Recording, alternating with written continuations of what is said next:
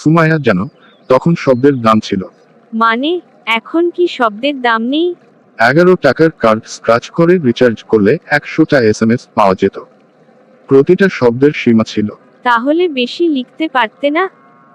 না, কথা বলতে বলতে শেষ হয়ে গেলে সাথে সাথে অনলাইনে রিচার্জ করার সুযোগও ছিল না। তাই প্রতিটা শব্দ খুব ভেবে লিখতে হতো। এখন তো এক মেসেজেই সব বলা যায়। তখন একটা শব্দ লিখতে কিপ্যাড 4বার চাপতে হতো। তবুও কেউ বিরক্ত হতো না।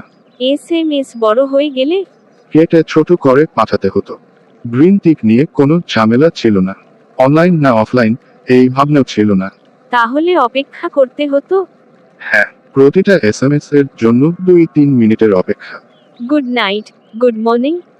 সেগুলোর জন্য আলাদা করে SMS বাঁচিয়ে রাখা হতো। এমোজি ছিল না।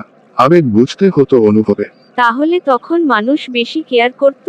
তখন শব্দের দাম ছিল, আবেগের দাম ছিল, অপেক্ষার দাম ছিল, আর সবচেয়ে বেশি ইফোর্টস এর দাম ছিল।